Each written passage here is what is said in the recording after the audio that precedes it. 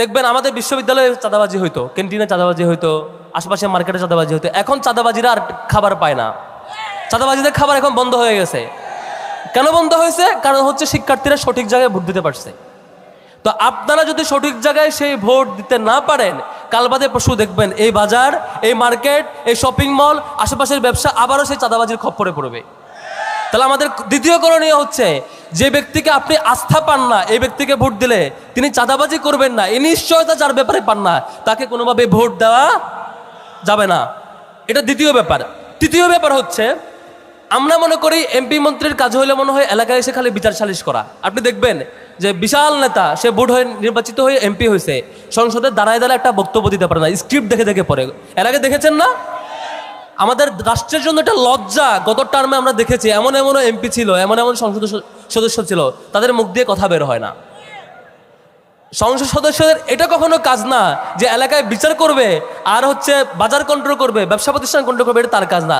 তার কাজ হওয়া দরকার ছিল আগামীর শিক্ষা ব্যবস্থা কি হবে, আগামীর ব্যবসায়িক পলিসি কি হবে, রাষ্ট্র কিভাবে উন্নীত হবে, রাষ্ট্রের নীতি কি হবে, বিদেশের কাছে রাষ্ট্রের মাথা উন্নত করে কিভাবে উঁচু করে আমরা থাকবো, সেই পলিসি দিতে পারা, তাই তো?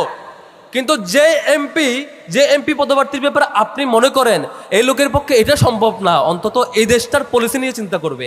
যে লোকের ব্যাপারে এটা সম্ভব না, সে শিক্ষা ব্যবস্থা কি হবে, যে লোকের ব্যাপারে এটা সম্ভব না, রাষ্ট্রের ব্যবসায়িক পলিসি, দেশীয় পলিসি, আন্তর্জাতিক পলিসি এবং সামগ্রিক উন্নত কিভাবে হবে, এই লোকটা দিয়ে এটা সম্ভব না। এই লোকটা দিয়ে খালি সম্ভব বিচার সালিশ করা আর এলাকা এলাকা ঘোরাঘুরি করা। তারে ভোট দেওয়া যাবে না।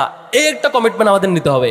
কারণ আমাদের এর আগে হয়েছে যে সংসদ সদস্য সংসদে গিয়ে দাঁড়াইছে, একটা বক্তব্য দিয়েছেন, তারপর তার দলের প্রধান একটা প্রস্তাবনা দিয়েছেন, তারা হাততালি দিয়ে সব পাশ করে ফেলছে।